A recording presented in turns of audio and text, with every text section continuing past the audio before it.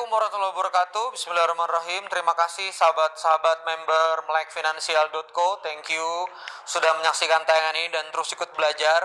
Besar harapan saya kawan-kawan jadi melek finansial secara sabar mengikuti pemaknaan demi pemaknaan dari video modul ini. Mudah-mudahan berubah cara bisnis teman-teman dan cara teman-teman membaca dan memutuskan bisnis.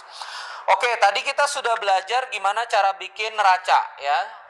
Week 1 ini sudah kita tutup, anggap aja sudah periode ini kita tutup, lalu kemudian kita capture bisnisnya. Ini neraca. Jadi laporan neraca itu begini aja sebetulnya. Kalau Anda lihat laporan neraca kok tebel, berarti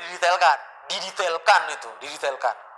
Propertinya berapa, lalu kemudian apa. Tapi kalau misalnya mau gampang kita neraca, kalau saya juga datang kepada perusahaan-perusahaan yang saya datangin tuh, saya kalau misalnya ngecek neraca sederhana aja, cashmu berapa, kamu punya piutang atau enggak, kira-kira propertimu berapa, peralatan, kamu punya inventory apa aja, punya piutang di luar, udah ketemu tuh berat bisnis segitu gitu secara sederhana ya. Lalu kemudian punya utang di luar berapa, kira-kira dari situ ketebak. Saya nggak usah nanya lagi kan, dia udah ketebak nih, liability-nya ketahuan, berarti nya udah ketahuan toh. Di sini 1000, di sini 500, oh jelas equity-nya 500. Di sini 2000, dia bilang utangnya 800, berarti jelas hartanya 1200. It's okay, itu sederhana aja ya. Ini neraca udah kita tadi bikin. Lalu kemudian kita bergerak untuk bikin laba rugi. Laba rugi itu fokus pada penjualan dan biaya-biaya, jangan masukin yang lain. Nah, ini kita sudah bikin bahwa satu periode tadi itu bisnisnya membukukan omset 1130. Dari 1130 ini barang yang keluar adalah 740. Dia menang gross profit 390. Kehajar nih expense cuma satu. Saya kasih contoh kasusnya, yaitu minus 20 tadi, ya. Akhirnya 390 kurang 20 370. Nanti kalau bayar bunga itu masuk di sini. Kalau ada utang bayar bunga masuk di sini. Kalau misalnya ada inventory rusak dan segala macam juga masuknya di biaya. Ya, oke kawan-kawan sekalian. Sekarang kita akan fokus tentang bagaimana membuat arus kas, ya. Masih ingat ya? Arus kas. Arus kas itu apa aja? Arus kas. Pokoknya arus kas itu, ingat nggak hukumnya? Uang yang menabrak, ingat nggak? Di video yang awal-awal itu, uang yang nabrak atau yang keluar dari kotak bisnis. Jadi uang yang nabrak atau yang keluar dari kotak bisnis itu namanya arus kas. Nah, sekarang coba kita lihat arus kas yang ada. Sorry, ini lagi searching, tadi standby. Oke, arus kas. Arus kas kan berarti secara sederhana yang ada di menabrak kan yang ini. Lihat gak? Kelihatan ya? Jadi pertama injeksi. Pertama apa? Injeksi. Ya, pertama injeksi. Berapa injeksinya pertama? Ya. Jadi kalau misalnya saya buat papan skor begini, yang pertama adalah injeksi, ya, 500. Terus kemudian beli, ya toh? Bener nggak? Coba kita masukkan yang positif dulu. Cash in. Coba ulangi apa? Cash in, ya. Cash in. Cash in-nya apa aja? Injeksi 500. Lalu cash in-nya jual 200. Lalu kemudian cash in lagi jual 265. Detail jualnya ada ya. Ini untuk UKM kan, jadi saya detail aja. Nggak terlalu detail. Jual 570. 570. Kemudian yang terakhir adalah nagih piutang. Berapa? Nagih berapa? 95. Nah, kemudian cash out-nya berapa? Cash out Yang keluar-keluar, cash out. Cash out. Cash out. Mana cash outnya? Tuh 276 112 minus 20. 276 112 dan minus 20. Cash out. Apa itu cash out yang beli-beli ini loh? Nah, jadi arus kas ini yang memang kita sering lakukan di laporan keuangan kita hari ini. Uang masuk, uang keluar, udah. Saldonya berapa nih? Udah kita hitung sama-sama. Saldonya berapa? Saldonya berapa? 1222. Itu saldo. Ya, saldo. Oke ya. Nah, jadi kalau kita membuat arus kas sederhana aja, uang yang nabrak dan keluar ke rekening. Itu aja yang kita bukukan. Berarti kalau orang itu piutang bayar tempo, nggak kita masukin karena penjualannya berapa? 265. Kalau bayar baru dimasukin. Arus kas nggak ada kepentingan di situ. Arus kas modal masuk 500. Terus misalnya penjualan masuk, nanti bayar modal, bayar pengembalian modal masuk. Tapi laba rugi ada nggak di sini item? Mengembalikan pinjaman nggak ada. Laba rugi nggak ikut-ikut itu, laba rugi. Ya, cash itu semuanya mainnya di sini. Nah, sekarang kawan-kawan sekalian saya ingin menyadarkan ya, dari dua ini saya ingin menyadarkan. Gini. Ini track berapa? 16. Nah, di track 16 ini saya akan mengajarkan interkoneksi pada ketiga laporan yang ada. Ini seru, ya. Ketiga laporan yang ada. Jadi, kalau ini adalah neraca, ya. Kalau ini adalah neraca, cash-nya di sini tadi berapa?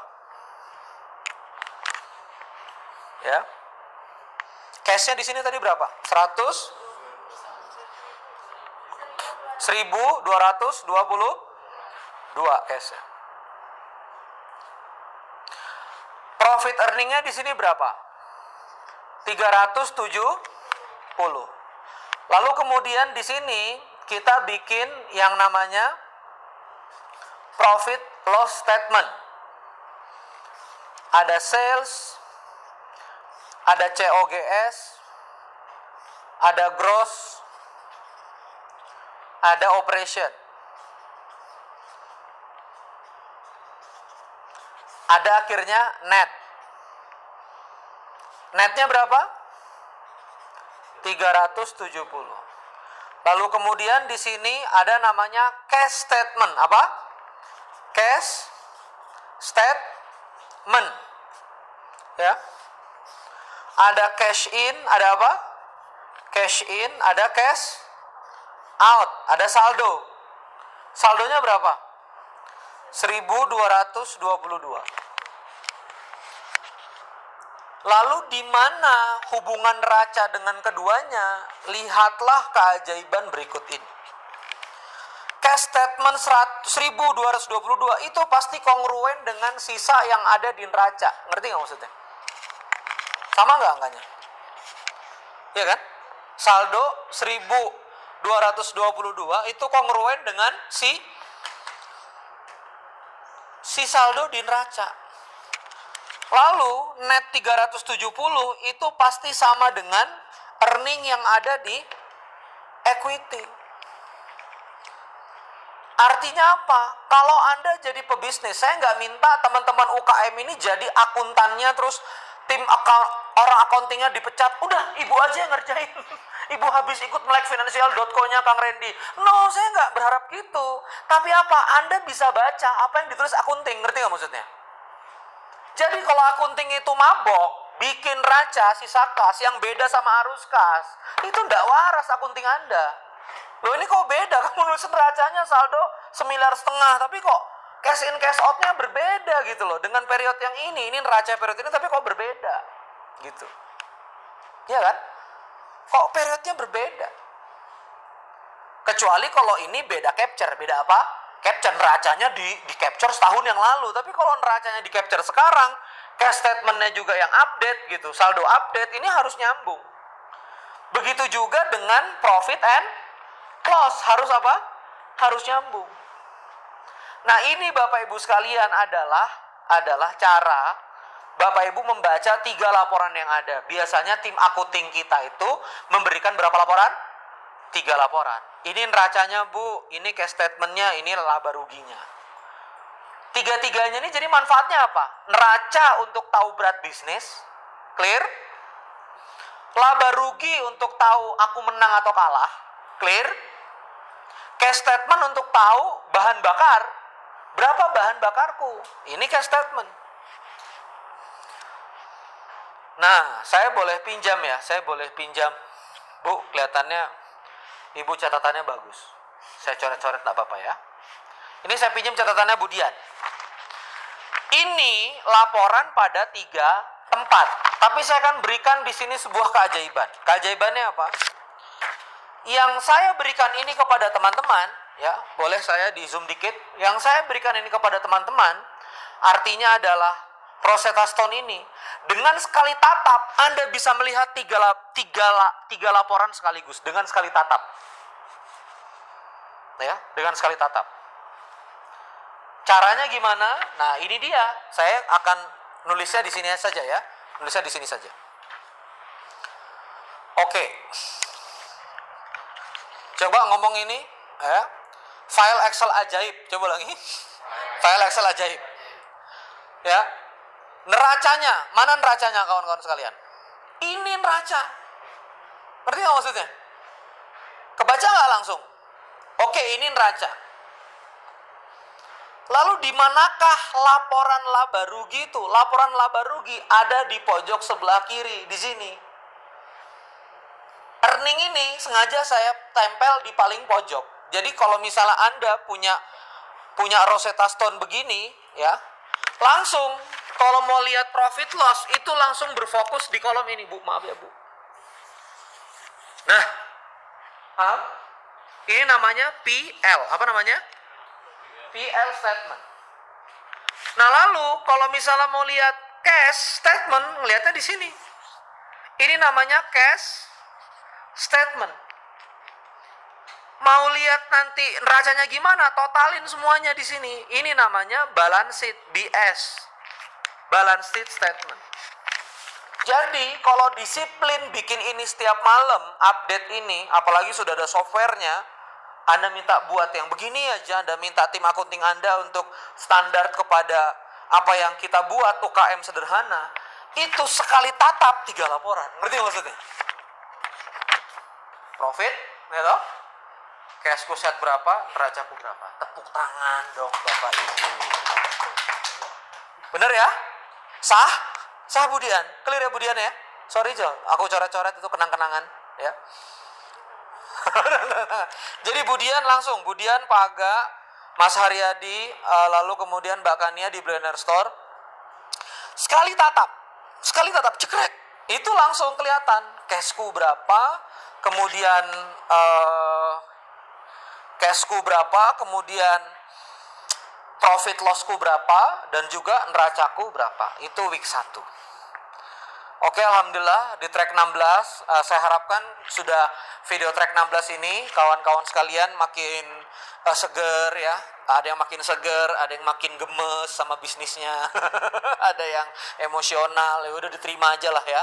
Ya semoga nanti mudah-mudahan dengan makin rapinya ini kawan-kawan nanti makin bisa fight. Itu saja dulu dari saya.